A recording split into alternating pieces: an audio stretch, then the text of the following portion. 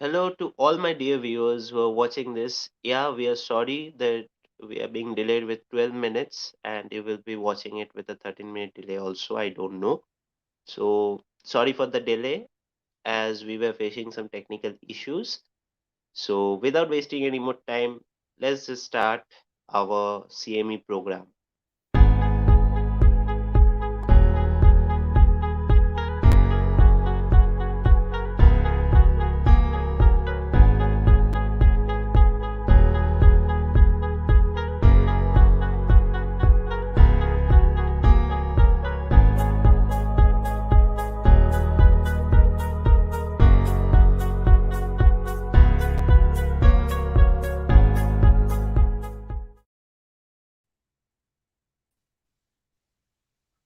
Good evening.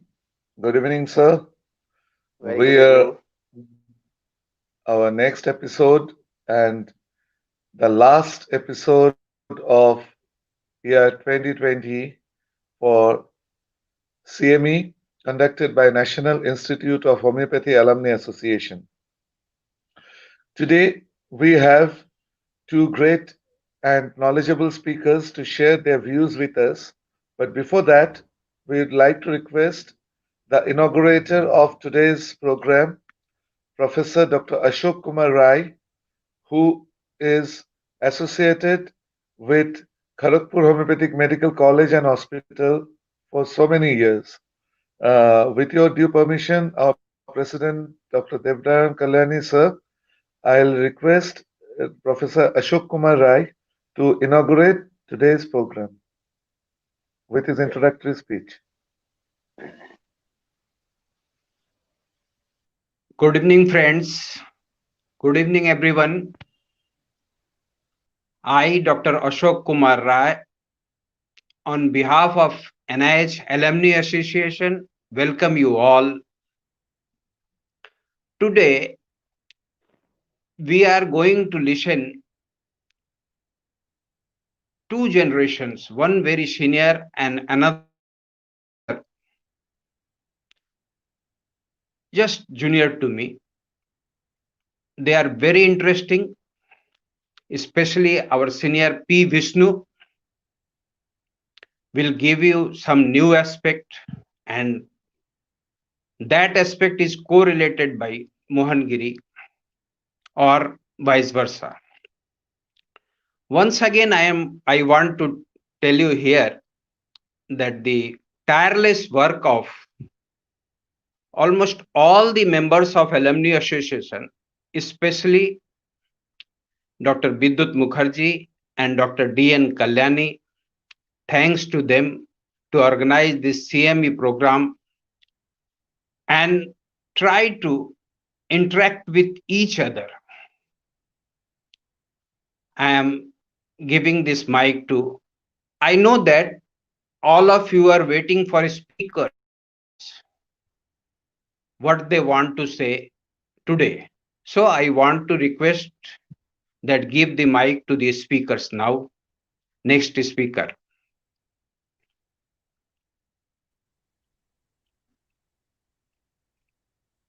Thank you, Ashok. Sir, Many yes. thanks for coming with us. Welcome everybody on behalf of Alumni Association. Uh, Bidyut, Dr. Ijit Khan, probably he has not yet joined. So we can start No, the sir, program no, with sir. Dr. Yeah, not yet joined till now. Can you start with Dr. Giri? Okay. So welcome Dr. Giri sir on screen. Hello, Dr. Giri sir. How are you? Welcome, Yes, very much okay. welcome. Hello. Yes, sir. All on you, sir. Okay. Good evening, Everyone, you're everybody. audible and everyone can hear you. Okay. Good evening. And mm, my best regard with the NIH Alumni Association, and especially Dr. Bidyut Mukherjee, Bidyut, to taking this pain to continue this regularly CME with the help of my respected sir, Dr. Kalyani sir, very honorable to me. My regard and respect to my most beloved sir, Dr. D.K. Kalyani sir, and my senior Ashok Rai, and others members, senior member Pralada and other seniors, my colleagues, my batchmate from NIS. There is very emotional attachment. I was attached with this institute for at least 12 and 13 years. I was the third batch BHMS as well as third batch PG. So, and at last, very beloved my student, whoever is there.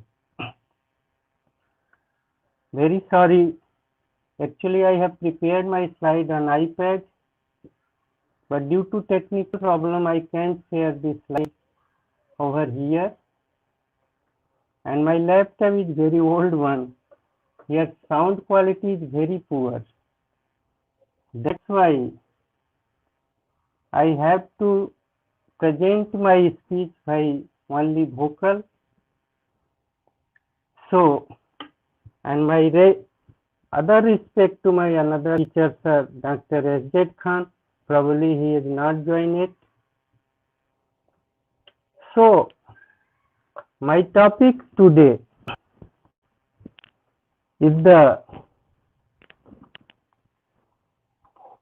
holistic concept of management of disease. Actually, I was going through this PG curriculum of the Health University. As per new syllabus, everywhere is the holism and holistic concept, and another terminology, integration. And on that time, I was just preparing, being a student of practice of medicine, and at the same time the homeopath physicians, our duty to correlate or integrate with modern science with our system, and what level you should integrate. So my approach, how holism is there. I am very sorry my slide is not sharing. I can share this slide afterward to Bidyut, and probably he download this one. So holism is required to everybody. If my view, if you are treating the patient or you are dealing the patient, or on the same time you have to deal with the diseased person, and diseased person along with the holism, holistic approach. Holistic approach that deals that our one quotation, you are treating the patient, not the disease. But I would like to say this, you are treating the diseased person. So, my view is you have to have holistic aspect along with the knowledge of disease. So, my next slide was holism for all. This holism is not, holism means if you are taking this terminology regarding holistic approach, generally people thought about the holism for the only alternative system. But our homeopathic system, but if you go through the science and history of medicine, this holistic approach has been applied by everyone, and still today this is the need of our society to use this holism or holistic concept to treat the disease. So, what is the holistic medicine? Actually, holistic medicine, this relation or interrelation with the patient and the physician, along with the communication or explanation of the fact to the patient, and self-care approach to the patient should be interrogated to the person. Slide is very this. So I am going to the disease management. If you go into the disease management, you have two parts, diagnosis and treatment. For the diagnosis, you have to have the knowledge of disease. As Hanuman also mentioned in a project 3, due to not slide sharing, there is some difficulty. In knowledge of disease and indication, there is two parts. And knowledge of disease, I used to say that this is coming from the knowledge of practice of medicine. And I used to say, what is the practice of medicine?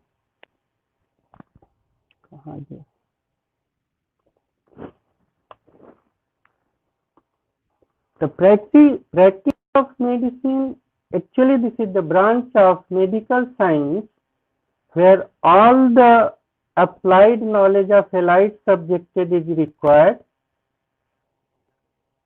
for the purpose of diagnosis of disease. If you go through the Hutchinson clinical method, on the first chapter, doctors and patients, within few para, Dr. Hutchinson has clearly incorporated that if you want to make a diagnose or you want to make the patient holistic concept or totalizing the disease, you have to go to the two-step study. One is theoretical, another is bedside. And bedside study we deal to two steps. First is clinical study by the history taking. Another is ancillary investigation. What is the essential? And second step, interrelation between these two, this history and the ancillary investigation, and after that incorporation with physiological and pathological approach, and that which leads to the diagnosis of disease.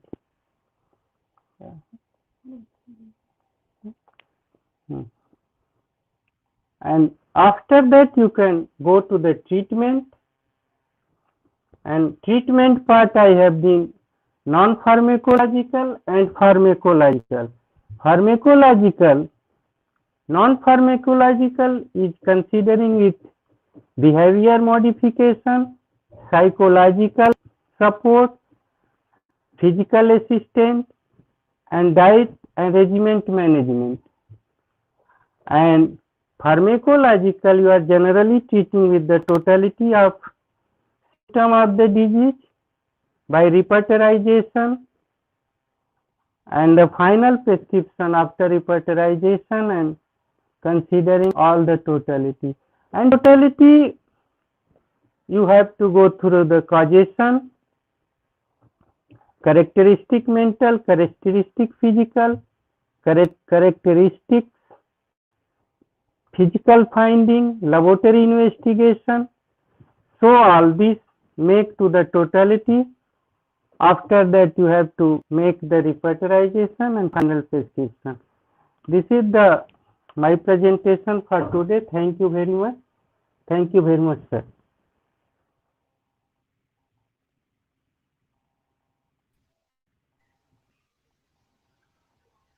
Hello?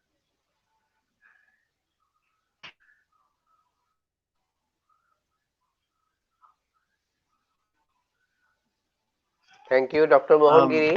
Many Uh, thanks. Thank you. Thank you. Good evening, Professor S.Z. Khan, sir, who has been our moderator tonight. And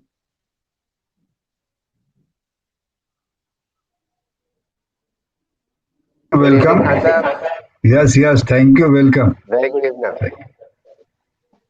Now tell me what to do. Kalyani is due to boss certain technical and issues, Bidyut is super we boss. had been late. So Kalyani is boss and Bidyut is super boss. What to do? Tell me. And While Giri has talked you are in boss of short, he bosses. has given very good information. Very nice information. Now you are to moderate by giving us your experiences. Now tell me what you want to listen from me. I am What you having want to baskets of, you see, I am having baskets full of information. It can never be finished. Tell me what you want to listen. just related to the speech of Dr. Mohan Giri. We want to know your experience and we want Yes. In to short, he tried to give information. Mohan was a very sincere student. He is working very hard. So he gave in a very short speech his idea about the holistic approach. That was good, very good. It was very good from him. I could see you people after so many big gap. I am happy for that only. that is only by the help of Bidyut and his son. We are विद्युत is coming boss together. Super boss तो विद्युत को We super also boss कह दिया विद्युत को Bidyut is super a boss कह दिया सुपर बॉस बहुत मेहनत करता है फालतू मैसेज भी देता रहता है काम के अलावा फालतू मैसेज भी देता Okay, sir.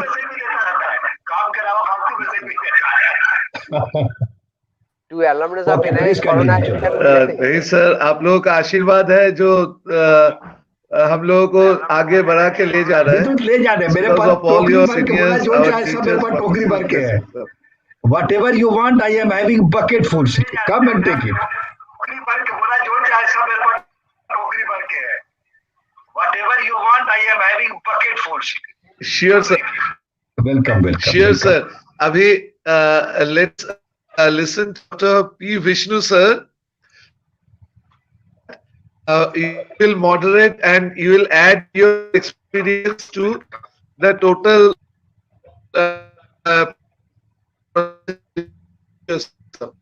Because we want to listen from you also.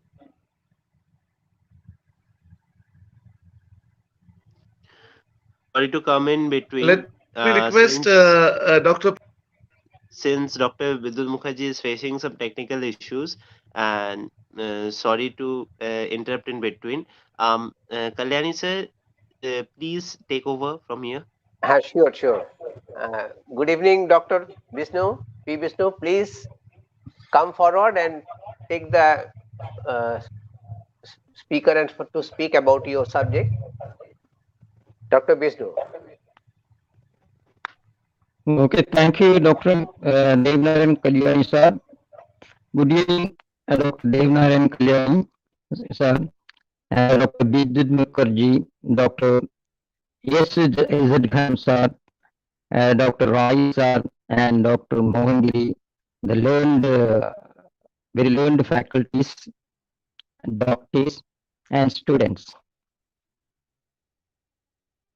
Actually, that I want to present it with some slides, etc. And the same thing has happened to with me also, and I have passed the information to today morning itself that my laptop has crashed yesterday night, and now I am doing the same thing with my mobile phone only.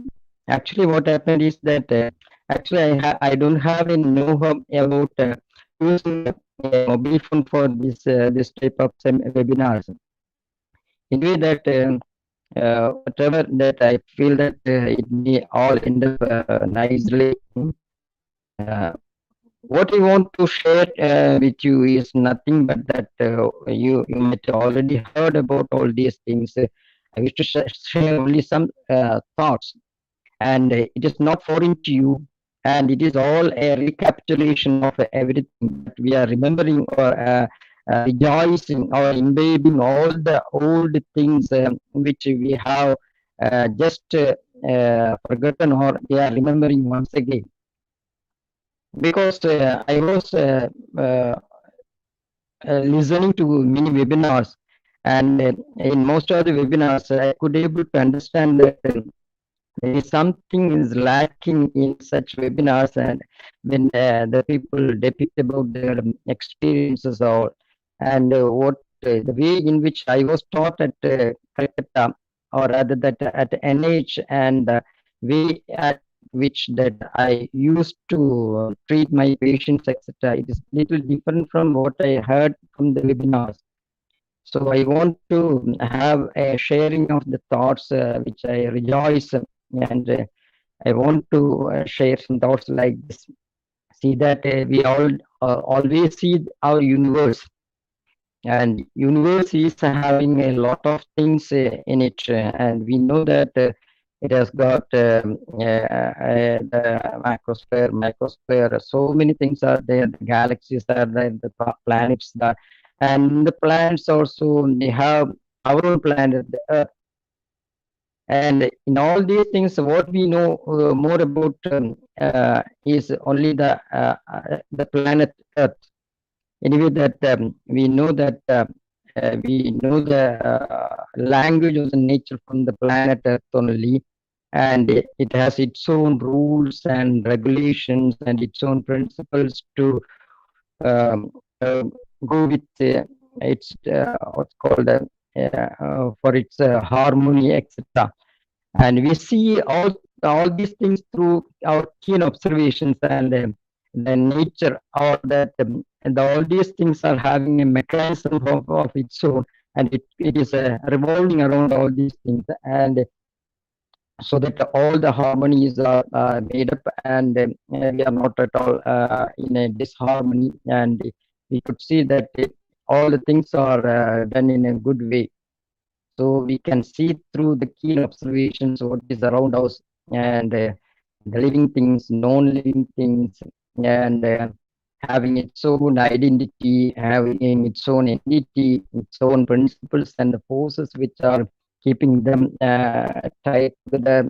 And it is all these things are for their existence, and existence is not at all dependent on itself. So it is always having a coexistence or interdependent everywhere. You cannot have that. You cannot depend on yourselves only, because always there is a coexistence. We know that deers and carnivores are there, and see that they are interdependent, and if you say that only that we will extinct that carnivores or deers will be there, that uh, what happened is that in one park at in the Europe, what the deers are uh, breeding at large, and they put up a lot of things, and because the carnivores were not there, and they amassed their population, and started dying of themselves. It is also possible that so nature has got its own mechanism of buffer mechanism of doing everything in balance. So everything has its own dependence in one way or the other, visible or invisible. That is what I want to say, because this visibility and invisibility is there, very much there in our system also. We need to observe everything for the interrelationship, so that we could able to see the harmony in everything. When the harmony is disturbed, then only we could able to understand that disharmony, and nothing is what's called independent of anything. So nothing can be independent, because nullifying anything does not create any independency, and we can ooh together like that.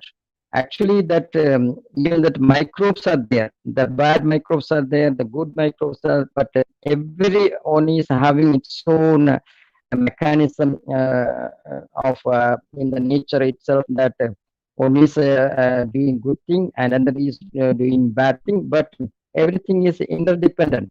You cannot extinct every microorganism and you are free from disease. It is not at all possible.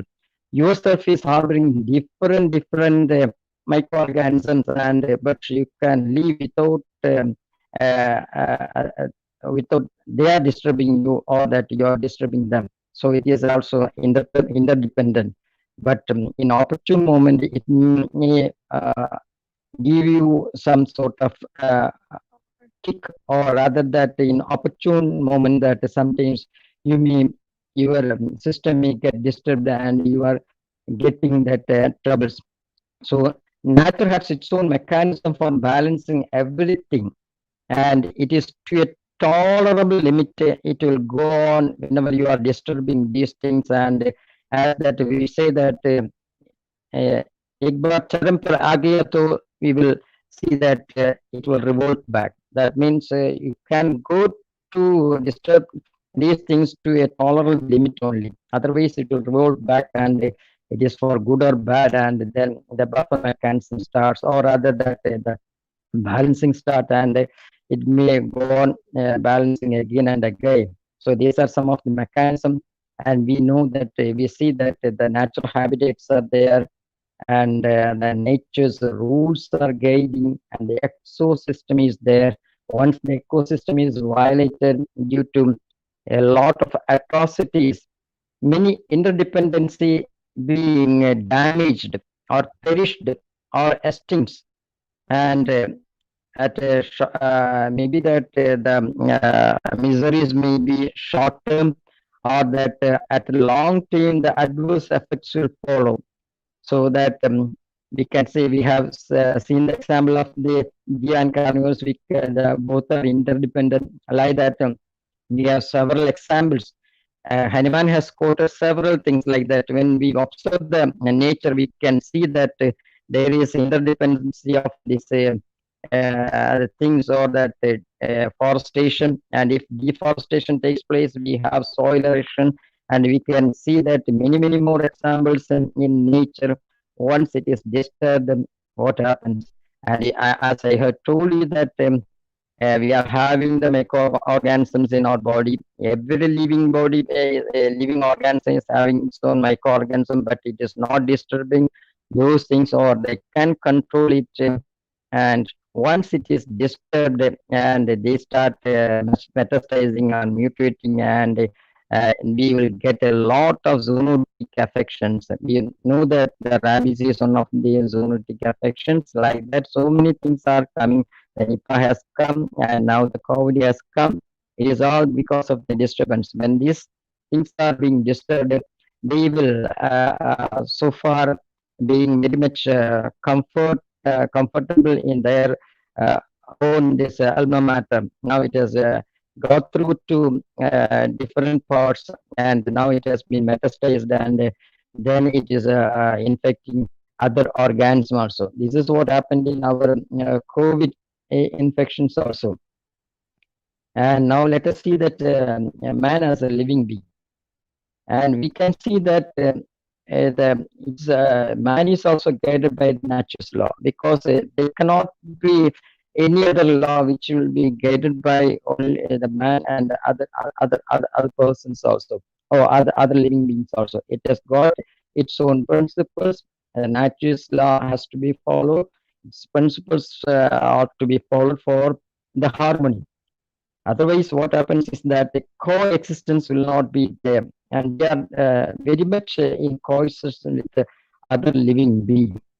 And even even I had told you that we harbor the microorganisms for good and bad, because without which there is no life. And if you say that we extinct all microorganisms in our body, and we will be uh, having the health all together. So it is not possible.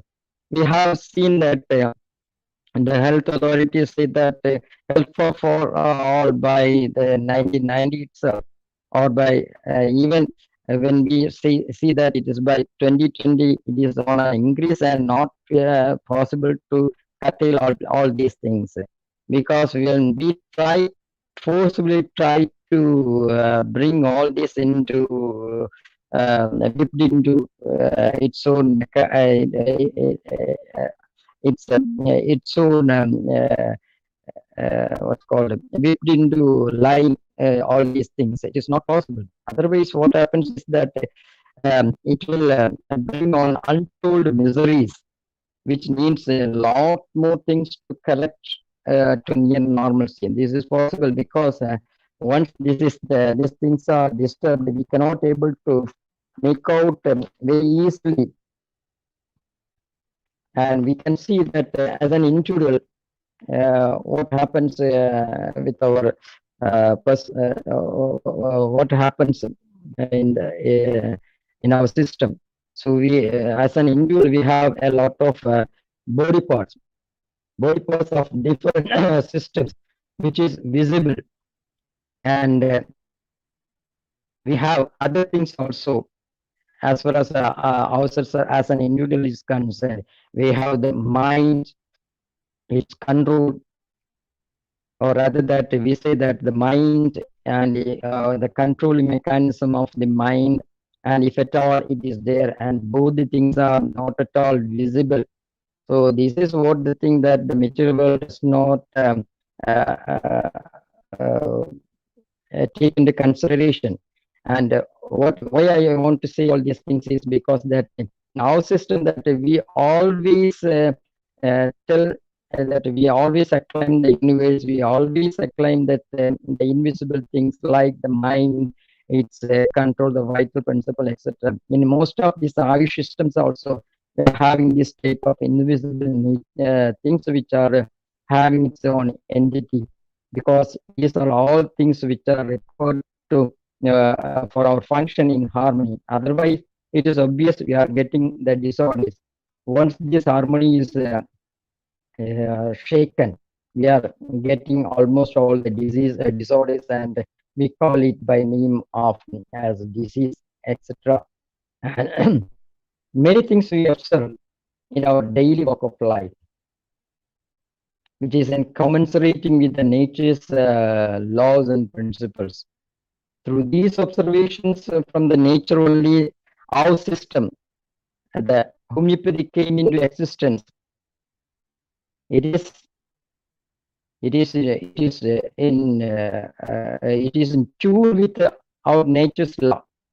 Rather that we can say that our system is in what is called almost commensurating with the nature's principles and laws which governs our system of medicine also. So if we don't know about the philosophy and only know about all other things, we cannot able to treat fully in a better way. It is also seen there are systems. Unlike homeopathy, there are systems which are not in agreement with the nature's law, or rather that we can say that distant from this nature's law, or from the rules of the nature. And obviously, it has got such a deterioration or a deleterious effects in its in treating cases, or rather that or there is a deleterious effects of which may follow, because it is not in tune with the nature's law.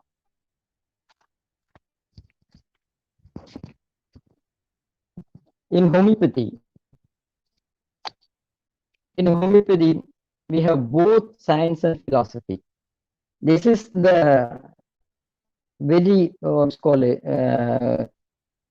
very nature of our system, because without which it is no existence. In medical system, what is there is means history says that if you see the history, since the ancient time, we see that there are a lot of medical systems came into existence. We have the Greek system, the Ayurveda, Chinese, acupuncture, yoga, and many other ethnic systems. And the latest of all is homeopathy. It is only 200 years old. And we can say that if all the persons are telling that about the modern medicine, I would like to say that homeopathy is most modern. It is only 200 years old, and it came into being due to the atrocious measures adopted in the conventional system. That we know that during that time that there were a lot of atrocities imposed on people, and when fed up with all these type of atrocities being adopted in the conventional system, he had gathered so many things, and he started what's called reading books and translating so many books, and like that Newtonian apple, it is dawned in the wisdom of homeopathy, and he could able to understand the a natural principle laid on it, and he could able to understand about, and he started giving that to the world, and it has been ambassaded by so many stalwarts during that time, and it flourished like anything during that time in the Europe and other countries. But what happened after that? Its decline has been started in the US, and about 1920 or so. It was because of the post-World War scenario, because our system has emerged from Germany, and there was a rivalry against Germany, and the system which has emerged from Germany has got a rival nature, and this has made the downfall of one of the thing which has made the downfall of our system also. And another thing that the discovery of antibiotics, and Flexner, who happened to be made as the commission for doing the going through the works of the homeopathy, etc. He had given the adverse report, and it has been through this what's called initiation of the Rockefeller Foundation there, which was a multi-great giant corporate during that time, and all these things made into the downfall of that. After that, the colleges were closed, but the practices not jeopardized. But after that, the medical from there has not been as easy as possible, and many persons are going there and practicing there, but it was not having that airy thing during the time of Dr. Herring and Dr. Kent, etc.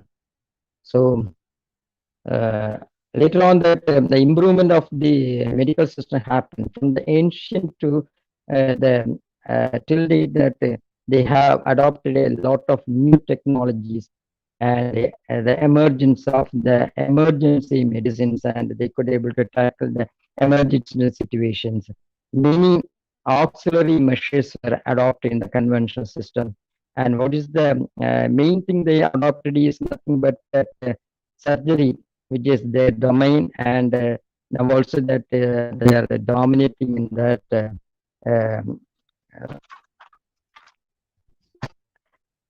dominating in doing surgeries, and it is not at all being kept open for other systems. And nowadays, we know about the controversy going on in with the Ayurveda system of Ayurveda, when they have told that Ayurveda people can also do some surgery in certain aspects, though it is already inherent in their Charaka, Shushruta, etc. So, what is more important as far as the aspects, as I want to say that see, in our system, there are a lot of things that science and philosophy is there. If you see, ask me what is science means, the newer and newer things are there, And science is nothing but, you can, if you call it by one word or something like that, I would like to call it as a concrete philosophy. And the other way around, philosophy is nothing but it is a fluid science. So it is nothing but that when it is being proven and it is acclaimed as science, and otherwise that it goes in the level of the hypothesis, and we have to do a lot of work to make it into science, etc. So science is nothing but finding out the new things experimentally, several things to do the same thing and verifying it and see to it that it repeats again and again through these things. So in the homeopathy, what happens is that the homeopathy is having the scientific aspects and philosophical aspects. And without philosophy, we cannot explain many things as far as homeopathy is concerned. This is an integral part as far as homeopathy is concerned. We have three dynamism, which is an integral part as far as our system is concerned. We have, as Dr. Is that SBD put it as vital dynamics, the drug dynamics, and disease dynamics, etc. All these three things are invisible. That is the nature, that the material world does not accept all these things. Nowadays, they speak more about this drugs only, that the potencies, so many things, and see, your potencies are not visible. How your medicines are acting. It is not at all, you cannot able to tell to the world how the potencies are acting. And without this philosophy, you cannot tell to the world how it is being acting. And there are dark areas in our system also. See, since the ancient period, it's something has been put forward as a hypothesis, and later on, with the advancement in science, that those are being proved, and they will take it as science. But nowadays, we have many other things like this, but in the case of this philosophy, we know that the vital dynamics is there, which is controlling our mind and body in a harmonious way. If it is there only, we could able to have its own harmony. And disease pattern, we know that it is a disturbance of the vital principle alone, and it is being shown through symptoms, signs and symptoms in our body.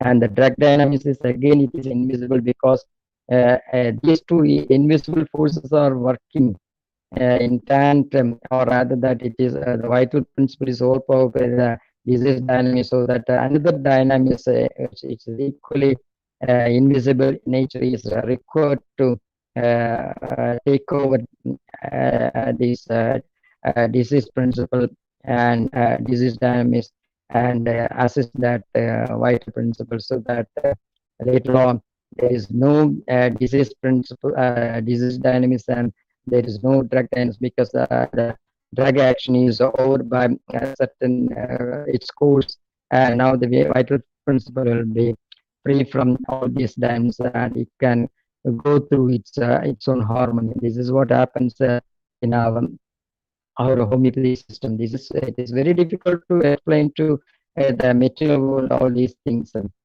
anyway, that we know these innovations by this way, and so many other things are there as far as our philosophy is concerned. The similar principle, the law of similarities, the miasm, the kinds of observation, so many other things are there that it is not possible to tell to the world, because these are a lot of philosophical in nature rather than the material science. I would call it as a material science, because the nowadays science is something different, and they don't accept our philosophical science, which without which we cannot able to. Nowadays, everybody speak about the evidence-based science. What is this evidence-based science? We see the facts in our science also. In the perspective of science, our system can be viewed in such a way that at one end we have the disease pattern. The disease is there, and another end we have the cure. That means you have cured of the disease which is present in the this and the other than the cure.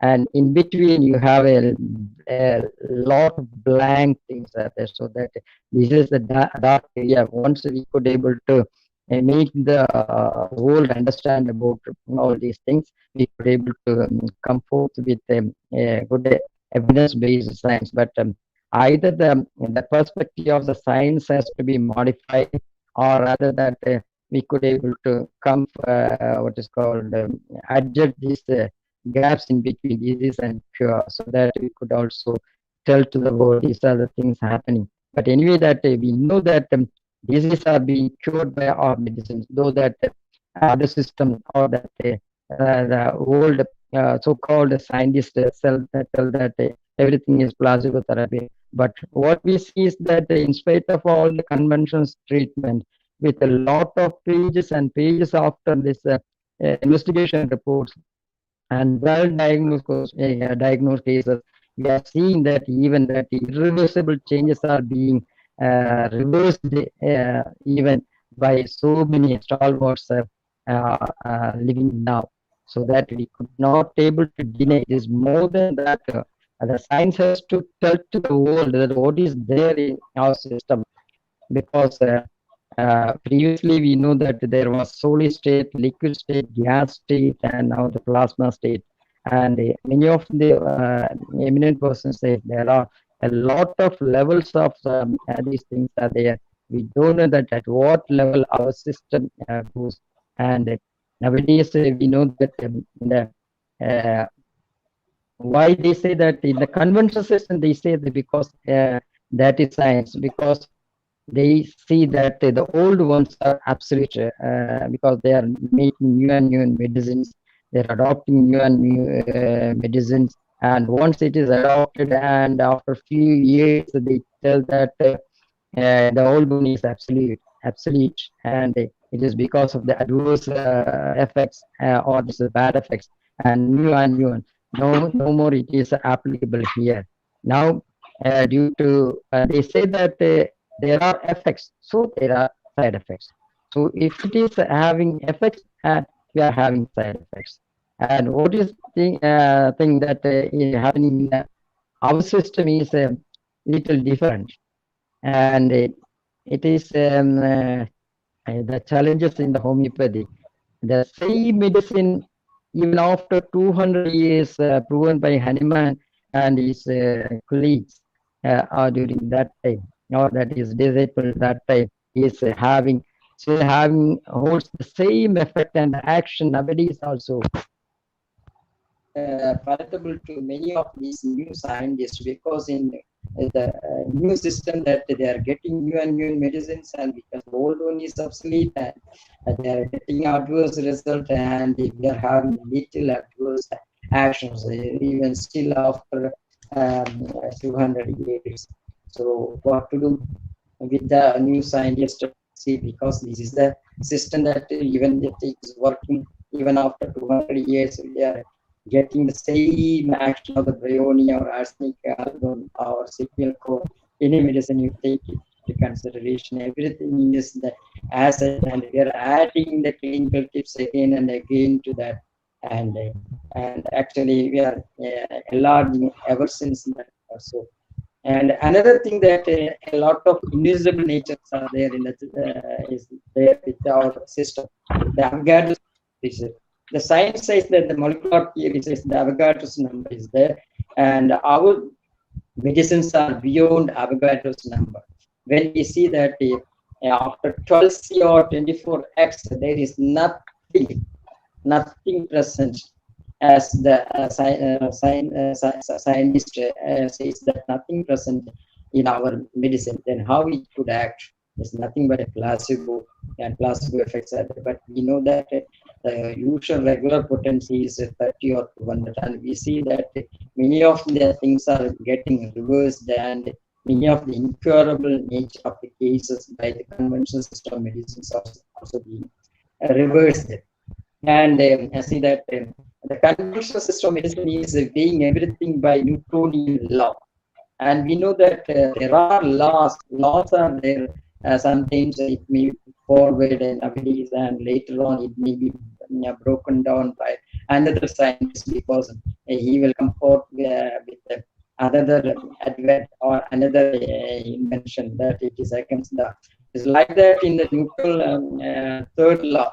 We have that for every action there is an equal and opposite reaction is there. Why? But in case of homeopathy, this reaction is not seen. So it is against our Newtonian third law. They say that we are not having the counter action as we see in the conventional system. We are having only curate action because of the buffering mechanism of the vital force, the vital principle that is not going to that and as a it is very much acclaimed that see that it is very much against the science of nowadays, and if the science of future, that if we are able to describe out all these things, we could able to have some sort of solution for this. Another thing that it is leveled against us is that dilution. When once we are diluting everything, and it is getting more and more, you are telling that more and more. It is not like that. Actually, when we are getting this more and more for dilution, is it possible? It is not that they are simply telling that it's not simply dilution, it is potentization. You are giving the succussion splash releases the energy in each, and you are getting that, or that succussion, or that the solids are being what's called doing with another method, and we are getting all these potencies released. That's why we are getting the action of it. It is not falling on vehicle which are carrying out but it is only that just more and more so for all these things are invisible, and we cannot able to attest to the world what is happening. But what is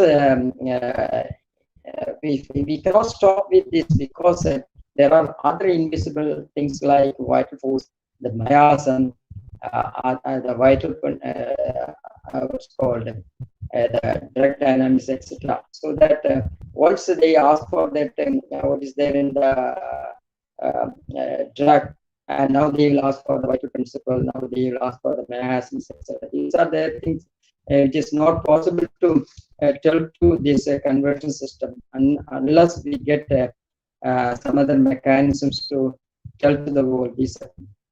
But as far as our these potencies are concerned, nowadays through the nanomedicine or that nanotechnology, we could able to see the nanoparticulates seen in many of the potencies, and they could able to demonstrate to the world that there really some particulates are present.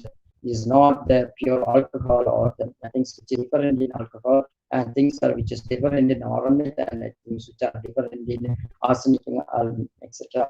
And nowadays we are seeing many of the things are coming up with a lot of scientists who work on in line with or in tandem with homeopathy. We have the epistemology, epigenetics, etc. We see a lot of things from Khudabash of West Bengal itself, and he has given a lot of things which is coming in line with our system, that is telling that there is a genetic inheritance possible, so that like this there are the gaps which are increasing in between the potencies. As these gaps are increasing between potencies, it is being due to absorbent theory or something like that, is being carried through these things, and that's why one potency is different from another potency. It is being told, it is being can be visualized through this scientific experimentations. We know that in case of we know that in case of genetic inheritance, when we study the genetics, that the inheritance are happening we see the habits are being carried through, the appearance are being carried through the offsprings, so that everything is there. So like this, our disease patterns, the disease entities, like the disposition, discretions, and whatever is there in the what's called in the parents also being carried through to the offsprings. This is what is being explained by Hahnemann also many years ago, and without which we cannot able to have a description of the disease, etc.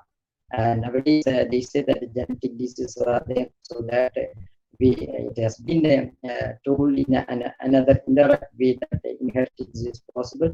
Diseases are by being carried through either in the latent form or that in the what's called in the presenting form to the offsprings. Either it may be in the secondary or in the latent form, or that means they may go on increasing in the offspring later on. So disease is what is disease? As in the perspective of homeopathy is nothing but that it is in a continuous momentum. It is in a continuous momentum means if you take that it will start from Calcutta and it will end up in Delhi, means it has got a course like this, but sometimes it can be curtailed at the end of the Howrah itself, or Bihar itself, or something like sometimes without going to Delhi itself. So it can be curtailed at any moment, or that it is by the natural forces of the vital principle, or it may get aborted, or by our medicinal intervention at any moment it can get curtailed. So that we see that in every disease it is not going to the last level. This is very much an example seen in cases of COVID also. We see that the COVID is not present in everybody like the last symptoms. Sometimes some persons are getting only the upper respiratory tract. Many of the persons are asymptomatic, almost 80%, almost only 10% is getting some of the mild symptoms. Other persons are getting only some up to the throat, and only certain persons are getting these things. And another thing that we can say that the disease may get short, it may be prolonged, or it may be long lasting, like what we see in case of acute, subacute, or chronic nature. So these are the things possible. So whenever anything is being taken, even a food is taken, even any poison is taken, anything, even the environment or anything has got its own impact on our body and mind, and it has involved in another way that it has got an impact on our vital principles.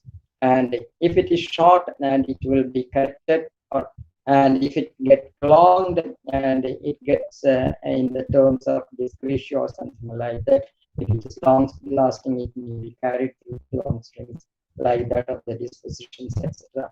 So these things are possible, so that if it could be curtailed in the shortest way itself, that it will not prolong. This is what is happening with the COVID. So we could able to curtail with our preventive technique, also with the arsenic album.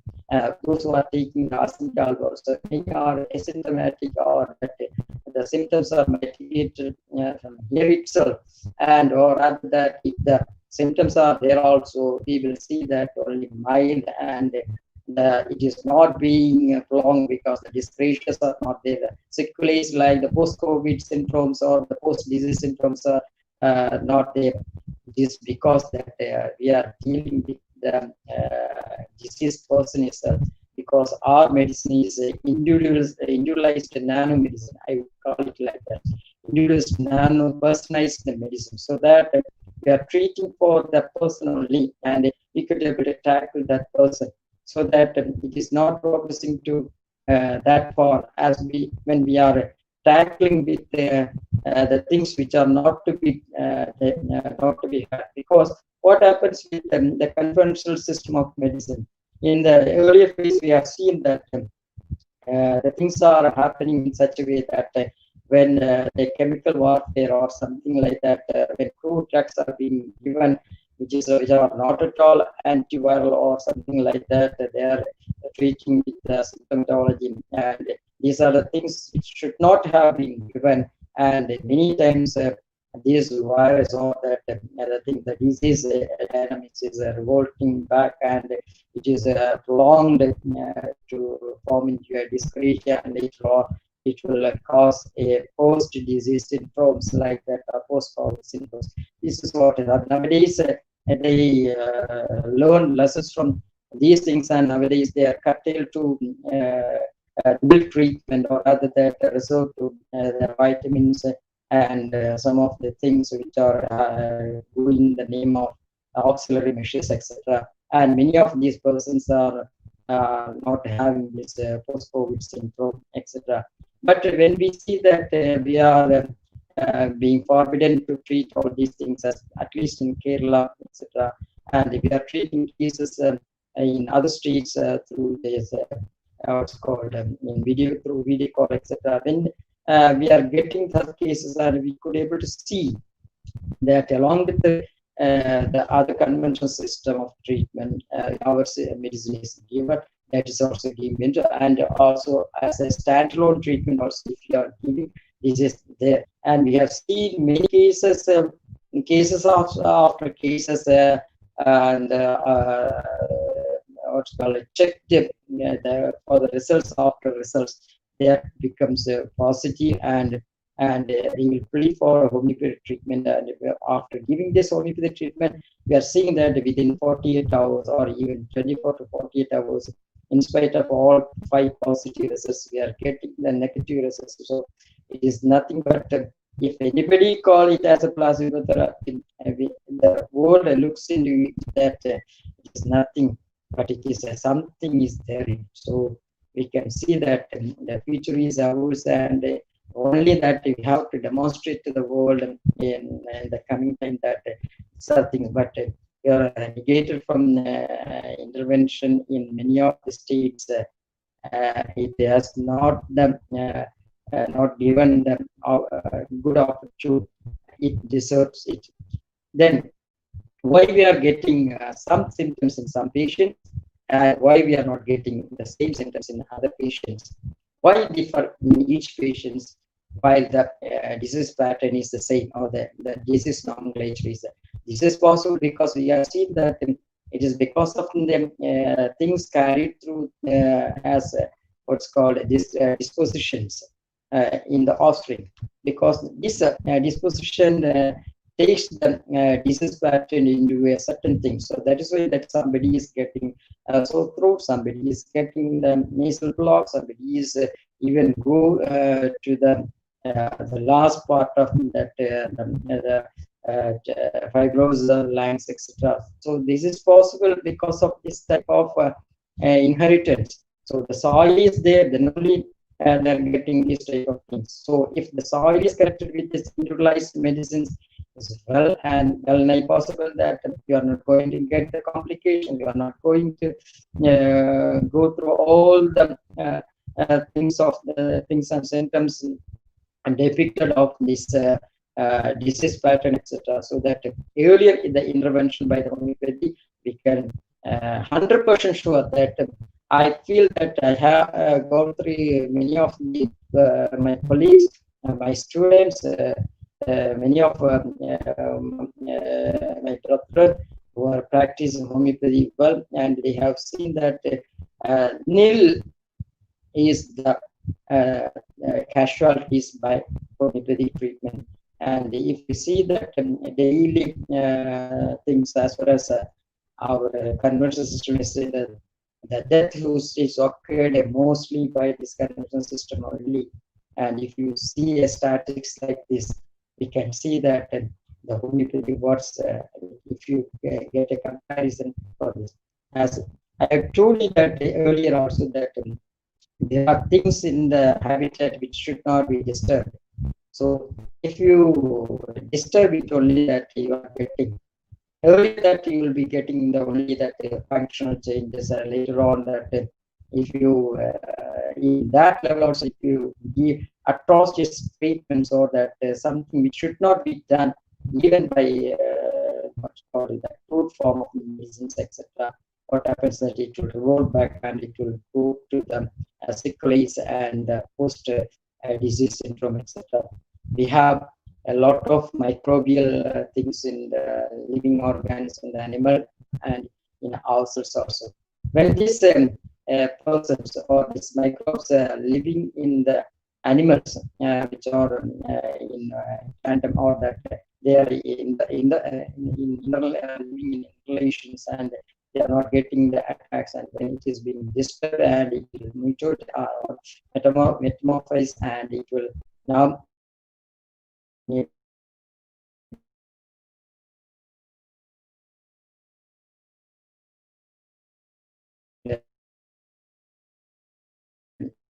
to make sure that it a normal reservoir.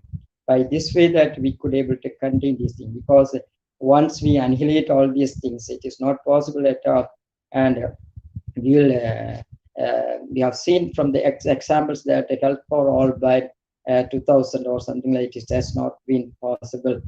So that what is things that natural things ought to be boosted up or regulated up to the extent that possible, that these things ought to be avoided. So no more dyscrasia should be there, no more dispositions are there, so it cannot be have these complications, etc. So we know that the disease pattern is having two type of things, the acquired and inherited. Acquired things we can very well do away with it in our generation itself, or rather that it is very easy to treat.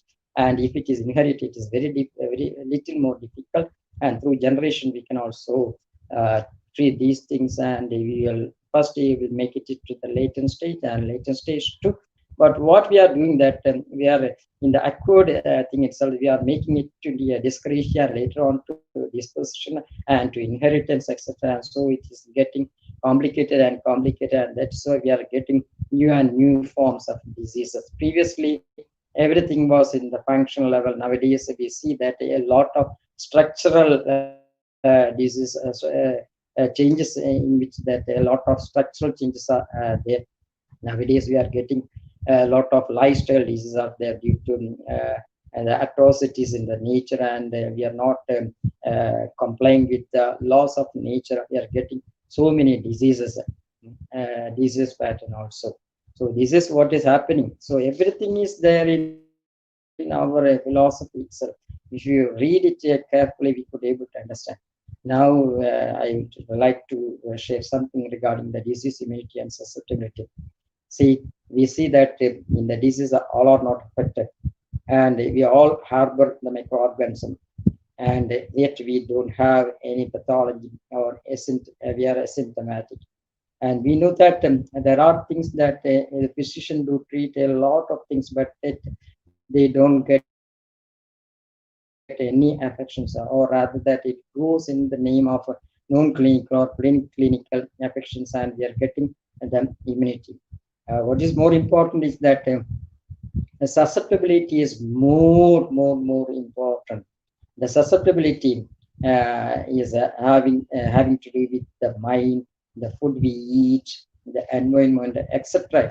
I would like to say a lot of things are there, because in this platform I cannot able to do, tell all those things. Anyway, that I want to say that the mind, that elated feeling, everything which get that you are getting an elated feeling, the susceptibility get goes down, and so that you won't contract any, you are not no more susceptible, so that you don't contract it. And the thing is the other way around, and then you are getting emotional abscess or any excess or any deficits in this type of pattern also, there you are getting disease. So that a balanced level in the mind will elevate your what immunomodulator mechanism, and so that you are not getting any disease. The food also, you know that when you take a good food, and a lot of things like ginger, the cinnamon, etc., it will give the the low susceptible, so that you will not contract the disease. And the things which are in excess, or that the noxious things are there when you eat these things, or the things which are needed having a deficit, you will have the increased susceptibility. So you are vulnerable to the complaints. So this is what is happening in our system. This is in tandem with the nature's law. And different environmental factors also here. Even that atrocities of that is environmental assaults are there, that is susceptible get increased, and you are getting the disease pattern, etc. So what I want to say, that the less is more. This is what is there. That means less is more means when the less microorganism you are getting, it is subclinical infections or the preclinical infections, and you are getting infections. More the organisms you are getting, it is infection, and it is giving rise to diseases. This is actually what is happening in our what's called medicine also. Actually, less is more. This is what is when the guys Saps told about these things from Gujarat, that I got the point very well. That it's actually that is less is more means the potency is there, but it is the molecules are less, or the crude contents are, when you are devoid of the crude content, or you are releasing the energy, it is acting very well, and in the higher potency is acting very well, and it is going beyond our imagination. It is acting for more days than the lower potencies. It is the things to be the scientific world to has to make us understand that why it is happening. So that in the future science, that we will have a breakthrough on all these things, ruin our harmony, ruin our health, which will increase susceptibility, and you are vulnerable to disease, or you invite disease. So things which will keep you in harmony or in good health, it avoids diseases. This is what is happening, and it is in tandem with the nature's law.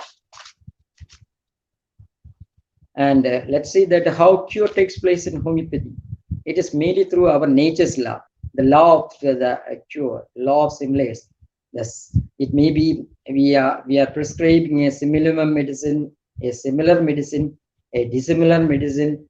So what happens with the similar medicine, that I already told that is not to describe everything like this, that if a similar medicine, so we meet with the fourth observation of the Kent, through which we could say without the aggravation itself invisible, that the patient will go to recovery, because it is a similar in every aspect, in the pathology, what is called symptomatology, and in every aspect. If it is similar, then in our system is that mostly that we will depend on the similar remedies. Some things that if it is a case of belladonna, if a similar remedy like Brioni is prescribed, so you have to go to another drug also as a complementary drug. And later on, that through several complementary drugs in the drug, we can go to recovery. If other way around, that if it is the similar remedy with one drug itself, we could able to make up that case to recovery. But what happens with the dissimilar drug? If you are also prescribing a dissimilar drug, if the vital force gets deranged, and vital force, if it itself will brought the things to the previous level, then you can see that another drug may be prescribed through, and you can make the person to the recover. Otherwise, if atrocious things are happening with the dissimilar prescriptions also, we have to antidote that these troubles, and later on through after the antidote, we can go to another drug which is called upon by this symptomatology, etc. Then we can select a similar or similar drug. Through this, we are getting the recovery itself. This is what is happening with the crude also, crude potency also. If the crude things also, when we are with the conventional medicine. If the short-lived things are there, if the bad effects are minimum, and if you go on imposing in the crude drugs again and again, it will form into a dyscrasia later on to the disposition, and this will give untold miseries and sometimes incurable diseases. And you are treating one disease and you are bringing up another disease. This is what is happening with the so-called what's called iatrogenic diseases nowadays. And we see that if you treat these things with the what's called the potencies made of these drugs, or sometimes you could able to tackle the situation, and later on with our medicines itself, that we could able to tackle these situations if it has not gone beyond our imagination or recoverable pattern. So in cases of things, the potencies can be regulated, and we can see this potency regulation. If you want to regulate the the disease pattern, if 30 is not sufficient, you can go to 200 through 1 potency. These are required. And if the medicine is not completely similar, you can go to another similar medicine through the pattern of the host of the similar medicines. By complement mechanism, you can give a very good result in our system. And complementary medicines, we have the intercurrent medicines like nosors, and later on with the bowel nosors. These are the mechanisms by which we can curtail or root out all the pattern of the disease in a body. It is possible with only with homeopathy. Homeopathy never fails, as I think so. And see that see the nature of the microbes in the world. What is the size of the microbes? What is the size of the bacteria? What is the size of the virus? What is the size of the bacteriophage? What is the size of the potentized medicines? Through nanotechnology, we could be able to ascertain that the bacteria is a little bit higher, and bacteriophages are little bit smaller, and the virus also. So bacteriophages are nothing but that which will eat that bacteria and undo these pathological conditions which should result in it. So that bacteria can be tackled with the bacteriophage, which is smaller in size, and the virus is also smaller in size. And what to say that the potentized medicines are very, very smaller than your virus. So that's why your potentized medicines are very, very efficacious. This is what is happening with them. Our system. So this is, we know that the dilute is not mere dilution, it is potency. That is why we could able to tackle it. And in case of prophylaxis also, we have things like this. We have general things like isolation, quarantine, and prevention techniques like prevent communicability, like this. The three things are there. And so the conventional system very well brings on these three things. And there are specific things like immunization. The conventional system has got vaccinations and which need to have some time before they go for the vaccines, etc. But the usual vaccines period is by 5 years to 10 years is elapsed in order to make a foolproof vaccine. But nowadays everything is being fast tracked. But in the prophylaxis, homeopathic immunization is also a type of prophylaxis, and it is nothing but the immunization technique in our homeopathy is nothing but it is genus epidemicus. It may either by single or by this complementary system of therapy, because we have seen that in cases of viral encephalitis, we have seen it in Andhra Pradesh. It is completely curtailed by the BCT itself. That means Belladonna, Calcaria, and tubercle.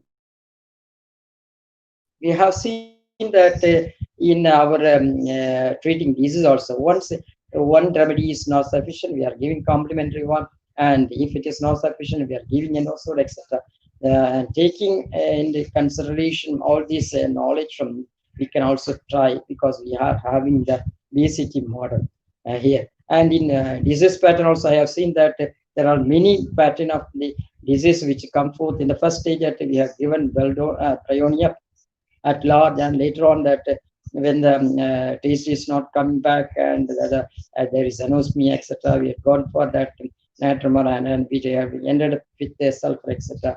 This is the pattern which we see in the COVID also. See that this is the pattern which will be a nature's law, and so that we cannot we cannot hesitation in having a trial like this also. So vaccines are nothing but it is dilution, and it is a mechanism isotherapy. But the homeopathy, it is not dilutions, but it is potentization. It is the succussion flash and other thing which will make the energy is released in it, and so it is possible. So what is the dose in disease and prophylaxis? And we know that the dose is guided especially by susceptibility.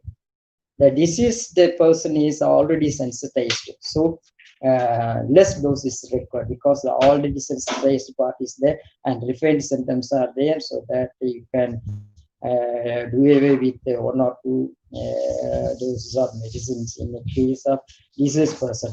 But in cases of the person, when we are giving the prophylaxis, the Vishnu susceptibility sir, of that healthy person is to not Vishnu sir, that I'm going to conclude. Okay, uh, okay, tell me, sir. sir, sorry Okay, to that interrupt. okay. Actually, there is severe cold wave in northern part and eastern part of India. So, means today we want to make a short setup. So we are waiting for Dr. Izzat Khan, Dr. Pralay Sharma after that. Okay, sir. Okay. Please. I'll finish it within 10 minutes. Finish it shortly. So that Okay, sir. I wanted to tell you that susceptibility in case of a healthy person is that it is not sensitive. So that to get sensitized in a normal person, we have to more and more doses required to sensitize, because this we have seen with this arsenic dose. Those who have taken this 3 doses are sometimes giving rise to COVID-19, and those who are taken for more than 5 days are not at all getting this. But the methodology to be given is that we have seen that the quarantine technique is adopted, the isolation technique is adopted, and so that all the population in region is being jeopardized for that isolation or quarantine, so that the infection may not spread to that. So this way, that when we are giving the arsenic dose to the population large, like pulse polio methodology, so that the virus has no what's called habitat in other persons also. So by this way only that we could. Nowadays, what happening is the medical system is a novel science for the humanity. But when the business supersedes the ethics, and we see that a lot of the things are being compromised, and we are getting a lot of inhuman things, and what is called and various non-ethical things are happening. So we could see that no system is complete. Every system has its own merits and limitations. When one system want to dominate all other system, it suppresses other systems by way of making what's called the things tackling things by not giving its own its own deserving treatment capacity, or not permitting others to do so. So these are the things possible with the other Ayush systems. So the conventional system, when they declare that they have no preventive and they have no medicine, and they can only deal with the what's called symptom relief. So actually, homeopathy is the thing that we are having individualized the system of medicine. When they deal with 10 symptoms with the 10 medicines, we can deal with a single medicine with the 10 disease. Our nature's law, and it is very much there with our system, but we are negated of treating these cases. We are having the preventive technique which has not been given in the right direction, and the other system is telling that why don't you go for the RCT control study? But when we are agreed upon that the proper funds are not being released and so many constraints are there, and see that so we have the individualized medicine, we have the preventive technique, we have the treatment technique, and yet we have the mechanism to prevent the post-disease syndrome or something. Now I want to tell you a few things, just to ponder over a few things of concern in the present scenario of the new pandemic. If you observe, several things are happening against the general advisory of the pandemic, like the SMS, etc., the social distancing and masking and the sanitizing, etc. And these are some of the preventive technique. And what we see is that in the agitations there, in the crowds, in the buses, and in easy compartments in the trains, etc. These are against the rules, and we are not getting that proportional increase in the cases, and many of the things are asymptomatic. We are testing and making it positive. A lot of false positive results are there, and also false negative results. Nowadays, the mild positive cases are being adjudged as negative, and they are sent to the home. This is what I gathered from the CFT center nowadays. Few persons are getting recurrence also. That means in spite of the things are being they are getting second time, third time, etc. Also, the vaccines are made on the new technology like mRNA or DNA technology, and this is a new technology yet to be put to test. Yet trials are fast tracked. Many vaccines are not peer reviewed.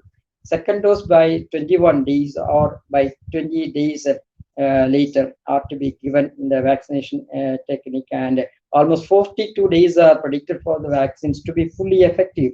So these in between also that they get infected, and the possible infections may be there. But in cases of arsenic, it is other way around. The short-term efficacy are predicted as of now about the vaccines. Now, few short-term effects are known. We can't predict what may be the long-term effect, if at all. And possibly the vaccination is already possibly the vaccination being imposed in already infected persons also, and possibly the vaccination so cross reaction may be possible in already infected persons.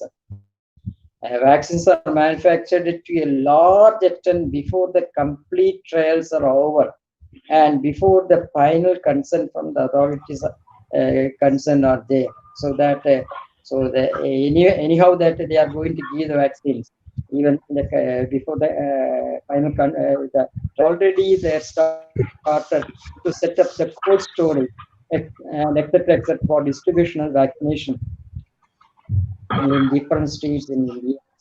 So many persons from different parts of the world, including the conventional system of medicines, also raised concern about the new vaccines. New variants of the pandemics also reported now. A couple of days ago, that we reported that new strains are available and they are fast spreading. So hence we are doubtful about the efficacy of the vaccine for the new strains.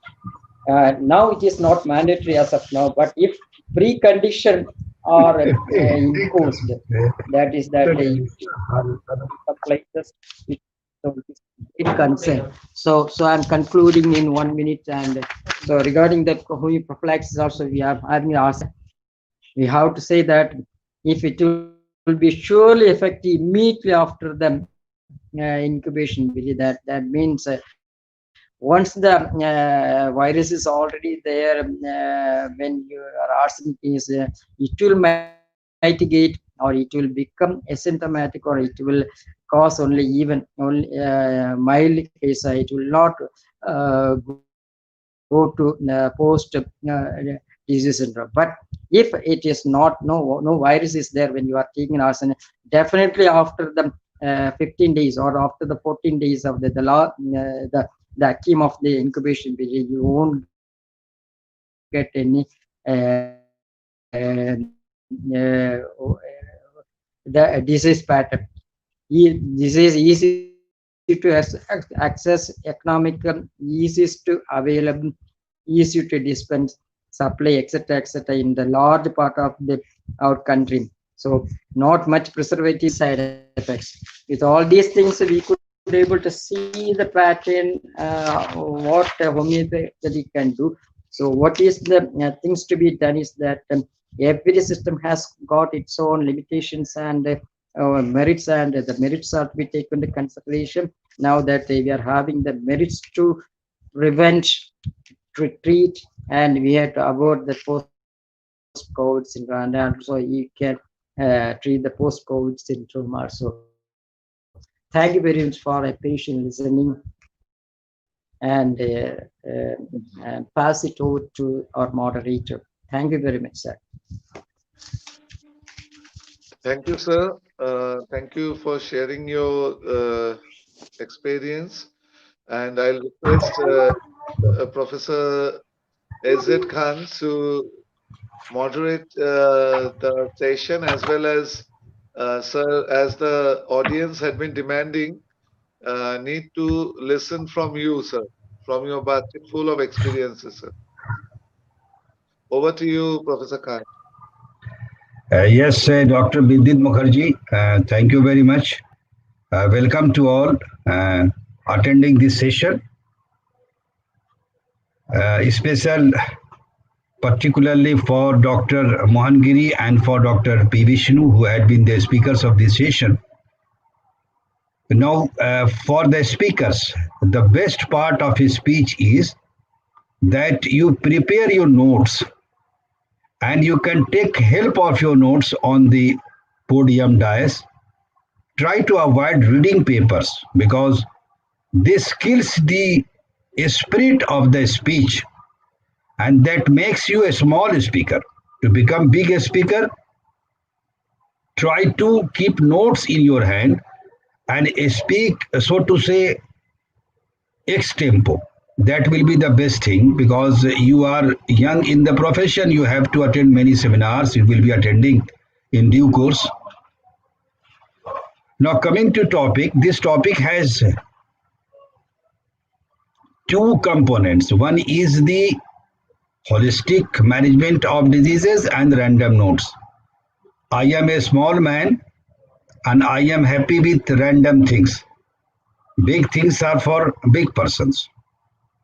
Homeopathy has become very vast. You will have to decide what course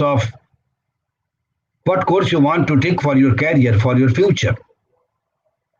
The topic largely relates with the clinical application of homeopathic knowledge. Now, to become big doctor, you will have to make yourself fit for every kind of prescription. Any prescription which is based on any characteristic totality is within the domain of homeopathy. So to say, a classical prescription based on totality, that is the simple simile, as has been referred by Boric, that is the best. But prescription can also be symptomatic. Prescription can also be pathological. Prescription can be empirical, which is largely based on the experience. Prescription can be nosological. Prescription can be pathological.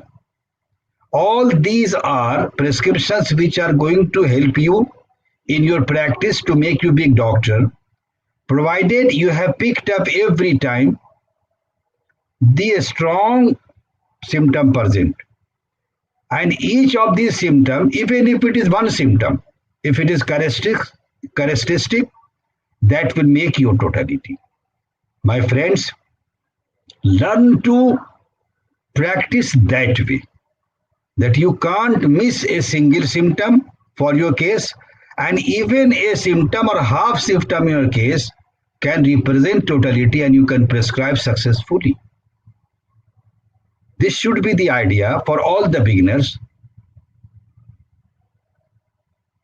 I have been practicing on all kinds of totality: simple simile, symptomatic simillimum, pathological simillimum, nosological simillimum, intuitional simillimum, empirical simillimum, with very, very good and encouraging results. Dr. Mohan Giri's session was better. It was short and more to the topic. Dr. Vishnu has taken more time. I hope next time he will only keep his notes ready for such kind of session, because here all qualified doctors are attending, so they know the details of the research is going on. They know the details of the Hahnemann's teaching. They also know details of the Materia Medica content and Repertory content. Only a hint is good for them, sufficient for them. Before I leave, I will give you some gift for the coming year. This is for everybody. Hair fall is a big problem these days. All of you must be facing patients, treating patients for hair fall from different cause and of different kind, each case representing some specific individual symptom. As I'm talking of gifts, I will give you a small gifts, but unparalleled. If you find a patient having hair fall along the margins of hair, try medicine is hypothalamus. Falling of hair along the margins. All hair fall cases, try to see some symptom which are present in the rubric, in the sub-rubric.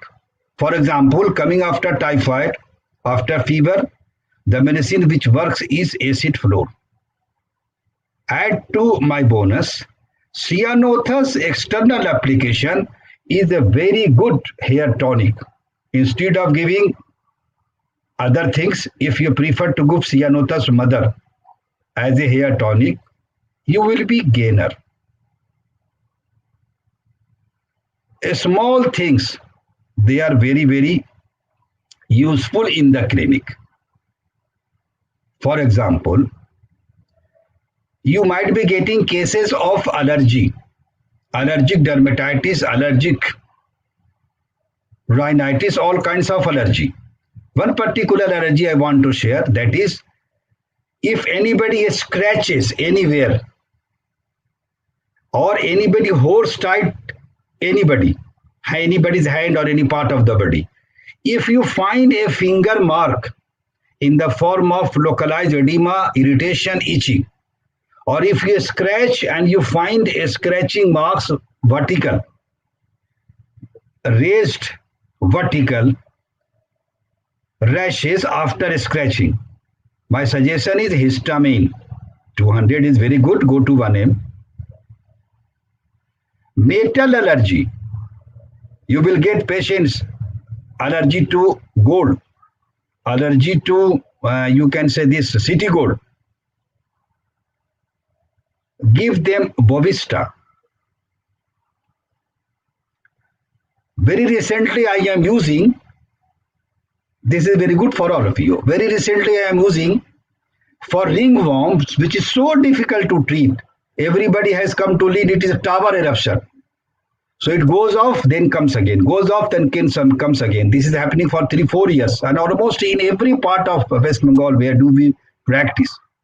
So lot of ringworm, there are two medicines suggested. One is tellurium, another is sepia. If you find that rings are interconnected, the better suggestion is sepia. Otherwise, tellurium, a small medicine but very useful. And behold, we are having a very small unknown medicine for external application that can be used when your case is not working, and that is anagallis. Anagadis is a medicine not known to many for external application in inveterate case of ringworms. And see the result, how much good it does. Verbascum you might be using for many complaints of hair, but use it for bait wetting in children and see the result. So my friends, junior and senior, my colleagues, Dr. Kalyani, Dr. Bidyut Mukherjee, Dr. Mohan Giri, Dr. Vishnu, Dr. Ashok Rai, we have to prepare ourselves for each and every kind of prescription if we want to become big in the practice. Thank you. Be happy. Happy New Year. Bye. If you have any question, please ask, but be short, only for 5 minutes.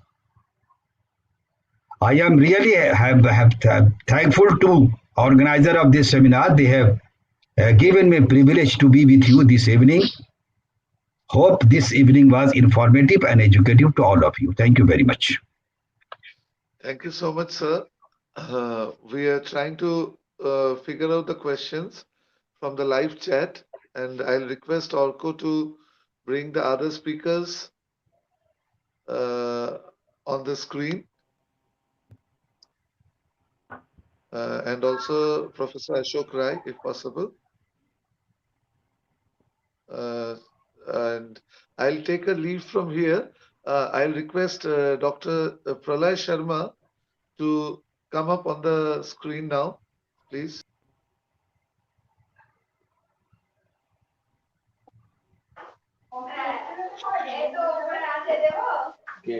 Dr. Polay, welcome. Boss, hero. Thank you, sir. Hero. Thank you, very good. Bol hero. Thank you, sir. Thank you, sir. Sure, sir. It will not fail, it will make you big hero. Fail yes, sir. Yes, sir, I know. We all know you, sir. How good you are in practices. We request Dr. Pralay Sharma to Centurion, make the usual appeal for all the I want to see you all, Centurion.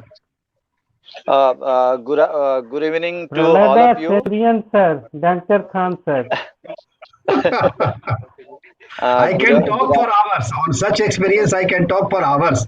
Yes, never ending. A bucket full of information to share, and none will fail. Fail होने वाला एसजर Khan homeopathy नहीं करता है. Good evening to all of you. And today it's been a wonderful evening today that we have this in this platform. We got Dr. Ashok Rai is always been with us as our elder brother. And as usual, we have with us Dr. Vishnu. Once again, we are very glad to be in this platform to get him. And we got Dr. S.J. Khan here today. Is a brilliant practitioner in right now in Kolkata right now. And we had with us Dr. Mohan Giri. We've been with us in the same hostel for a couple of years in the same hostel. How he is very brilliant right now in this in Kolkata right now to in the seminar in the lectures as well. For I am today here is to talk about the benevolent fund. And as usual, what we've been saying for last couple of months that we, the Alumni Association, we are generating the fund for the benevolent fund. The cause of this benevolent fund is to help the students of this Alumni Association. And we have seen in the last in couple of months and in last few months we have seen that we have been with the ex-students who are in distress, in their illness, in their sudden demise of the family member. We had been helping them by this benevolent fund. And for the benevolent fund that we are in fact generating by the help of the ex-students only. That ex-students are donating in the benevolent fund, and we are in fact the Alumni Association is distributing the same some amount of money to the alumnus who are in need, in fact. And as we always been saying that the right now we have the ex DPNA students, we have the ex BHMS students, and we have the ex MD students. And if I am allowed to talk about that, how what is the number of the students right now, it will exceed 2,600 in number. So I always keep appeal to all of you that to be in the WhatsApp group, but the WhatsApp group is quite limited, and we always wanted to be in the Telegram group. That is why our Telegram group has been created, and we all request all of you to join this Telegram group, so that we can accommodate the whole entire family of the Alumni Association. And once again, coming back to this benevolent fund that we are contributing to the alumnus who are in distress, and that is the reason we have a appeal to all of the alumnus to generate some of the amount.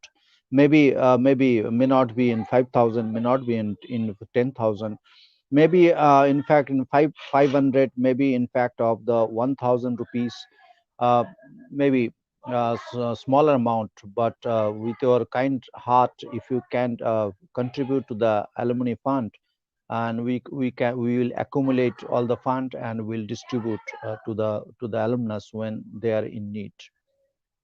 In fact, to talk about the benevolent fund, let me say that whenever we contribute to some of the family members or to a person of the who is the alumni of the association, and we say that we keep the proposal in the open platform of the WhatsApp group or in the Telegram group, and we discuss is that we alone, some of the alumnus do not decide to distribute the money, but we decide in a common platform, we have a dialogue with among ourselves, and we decide by your support, then only we contribute the fund to the family of the distressed alumnus.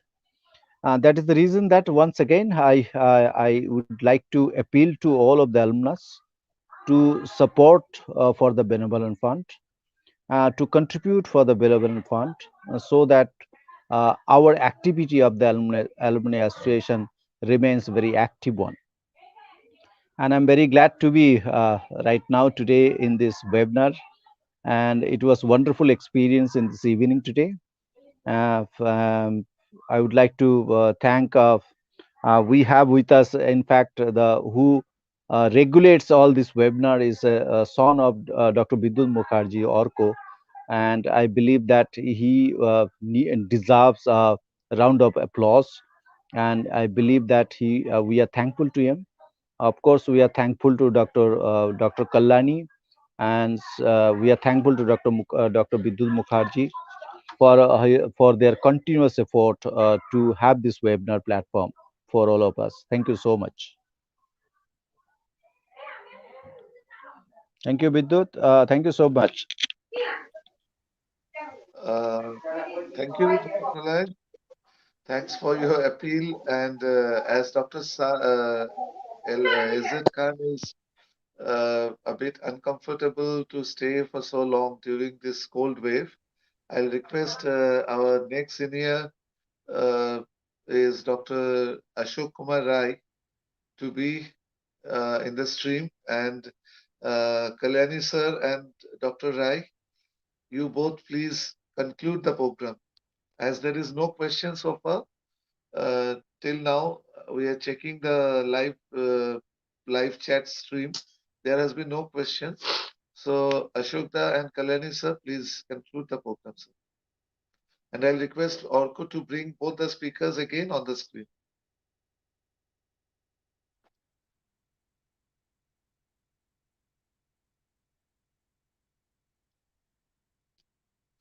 Yes. Over to you, Ashok sir and Kalyani sir. Unmute, unmute.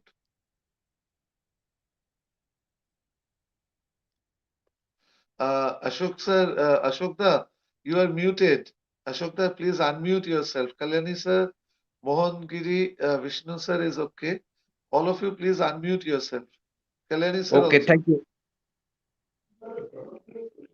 Thank you everyone for your participation. Sometimes we are remembering this online seminars for a particular purpose, and their purpose is just to excite us, and we must prepare ourselves in such a way that we can only excite other, and hope that today we are helping you in some other way, and in future we will again by the CME we can give you something more. So thank you once again. Now it's to Kalyanida to finish the seminar. Thank you, Ashok. Many thanks on behalf of Alumni Association to all the speakers, especially Dr. P. Vishnu, Dr. Mohan Giri, Dr. Ashok Rai, and my roommate, classmate, and very close friend, Dr. S.J. Khan. Thanks to all the viewers, Bidyut Mukherjee and his son, beloved Orko. I think all of you must agree that this is the highest platform of seminars with the nationally repeatedly selected brains. In my opinion, the alumni of NIH are the aggregations of the most intellectual homeopaths of the world. So our wholehearted effort should be to keep the highest standard of the seminar by proposing the names of speakers, subject, and innovative thoughts should come forward, by which, as Ashok was telling, everyone should be inspired. This is a seminar only made for our own inspiration, our reshuffling of ideas, concept, and new experiences what we are gathering from our own fields, privately, separately. So please keep it in mind that we all of us all together must maintain the highest standard of the seminar in every respect. The little thing I want to add regarding this, your random thoughts, disease management and random thoughts. What is my experience is that most of us are usually concentrate on subjective symptoms. That is, the symptoms got from the patients, either visible or invisible. Visible means clinical and investigational. Invisible things we try to collect through case taking, ecological factors like geographical, environmental, economical factors, social factors, domestic factors, marital factors, and lastly, personality. What you have seen, that in spite of our all efforts, total case taking, evaluation, repertory, prescription, many times we find that even after confirmed diagnosis, correct prescription, correct repetition, correct dose, patients are not getting confidence. And we have experienced in last CME by our Delhi alumni, a bone marrow disease. He couldn't get that much confidence. So there are certain things for success in our homeopathic practice. That is why patient must be confident and he must be satisfied with our approach. If patient lacks of confidence, then in spite of all our efforts and right efforts, we may lose our patients, we may be unsuccessful, patient may go to somebody else to whom he will get better confidence. So my request to all of you that before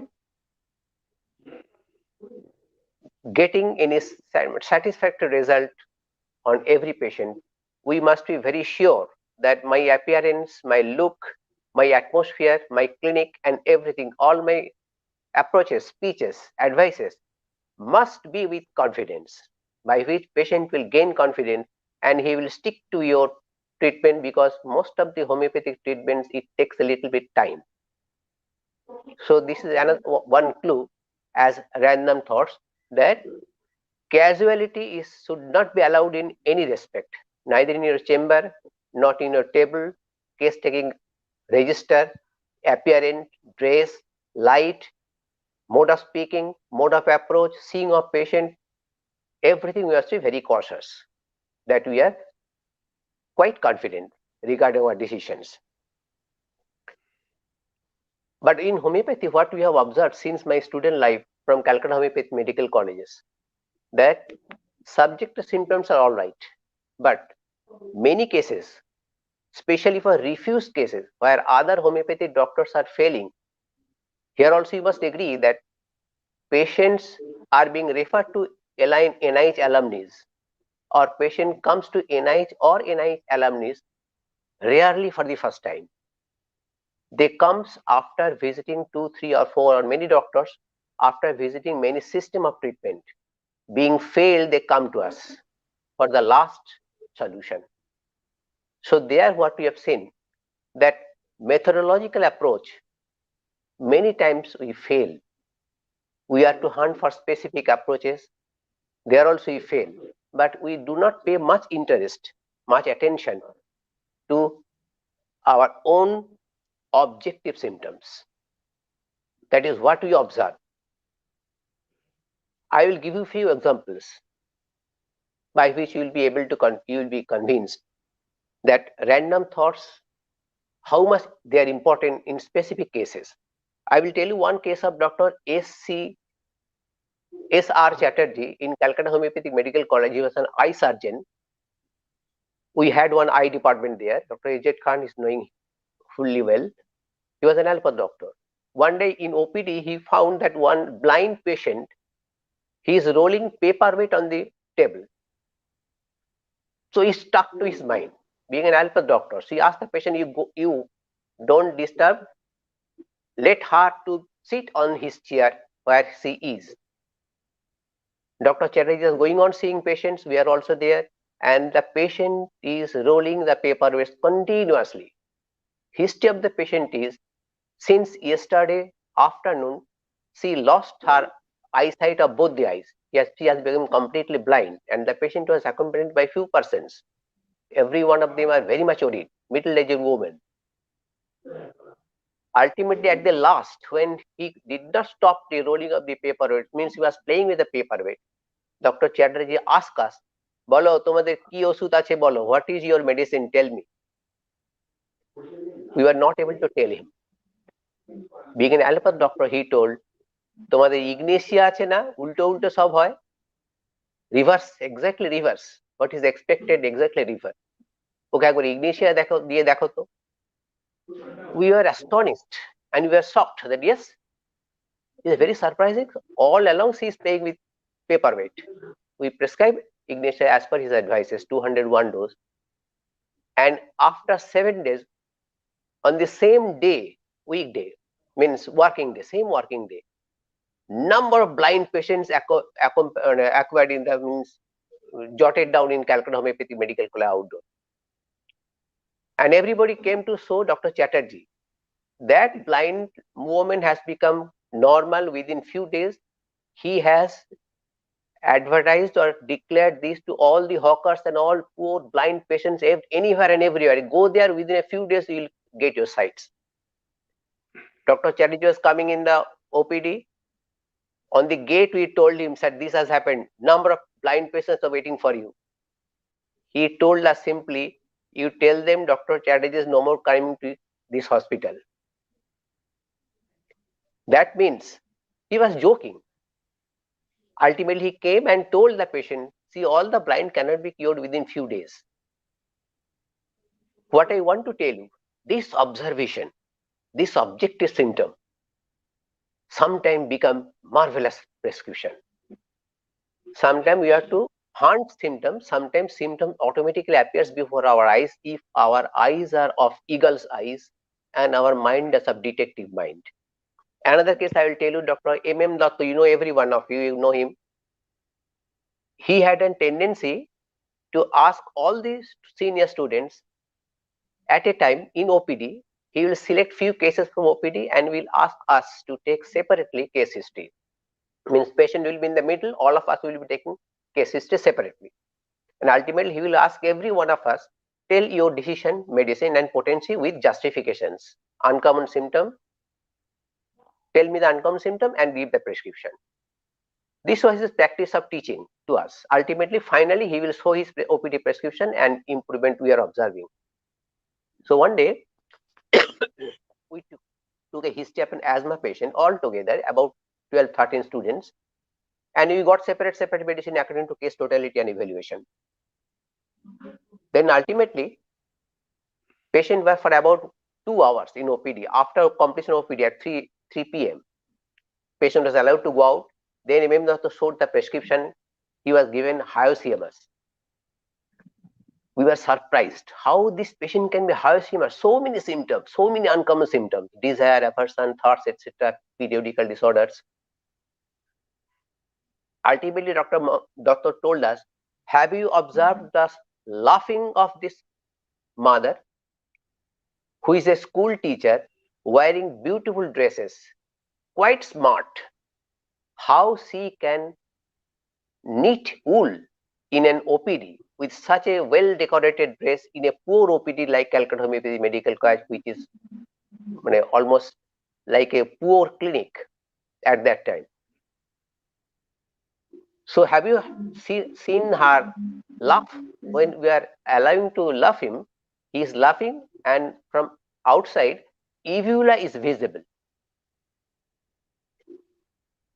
This is not means so much expansion of mouth buccal cavity. He is laughing so loudly. She is exposing whole of her mouth cavity, including uvula. Then doctor told, this is not normal for a teaching lady in a poor OPD like Calcutta Homoeopathy Medical College. This I observed since OPD from the first day, and only this vision, observation, asked me to give him hyoscyamus, and with a marvelous improvement. I will tell you another thing of Dr. M.M. Datta. He used to often close his chamber and used to go to some tall wards chamber for days together. He will be there, he will stay there, he will attend his chambers for multiple days. After satisfaction, he will come back to his chamber and he will open. This was his practice, habit. So once he went to Bombay to Dr. P. Sankaran. He heard his name. He was there for a few weeks. And he found not even a single day Dr. Sankaran is teaching him or telling drug of any patient or telling anything. Simply he is going, he was allowed to come to the same clinic. He is sitting, seeing the patient and going out.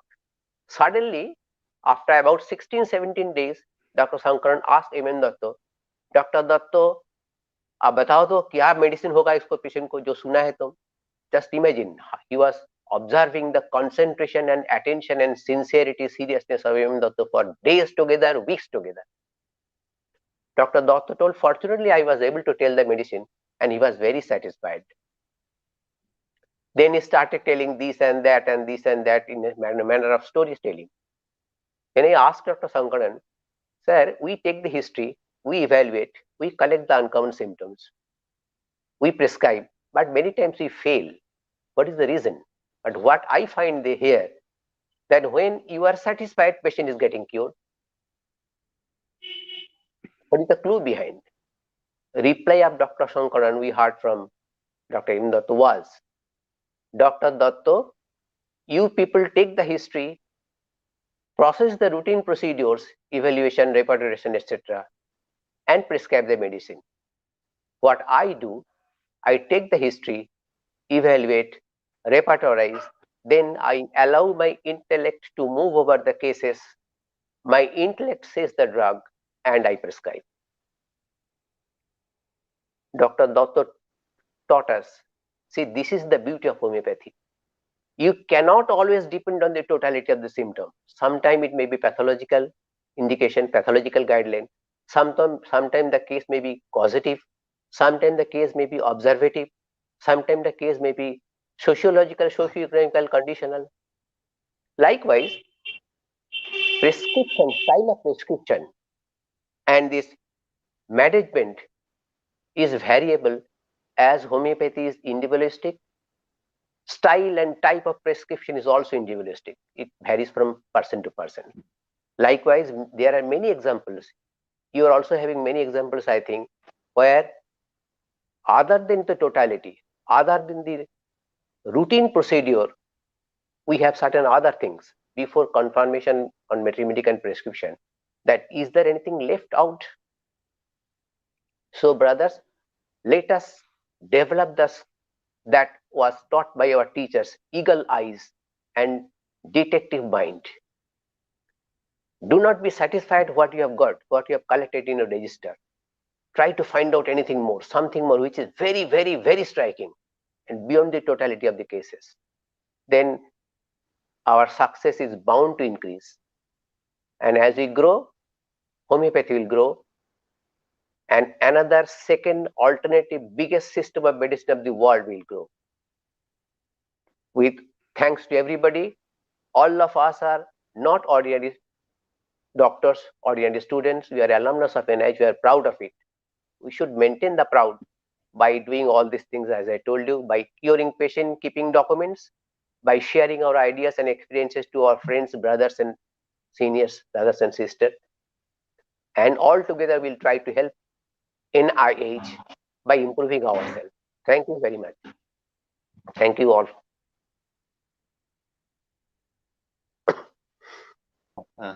Thank you, sir, for joining with us. And thank you, everyone who are watching this live from their home. I hope you have enjoyed today's CME.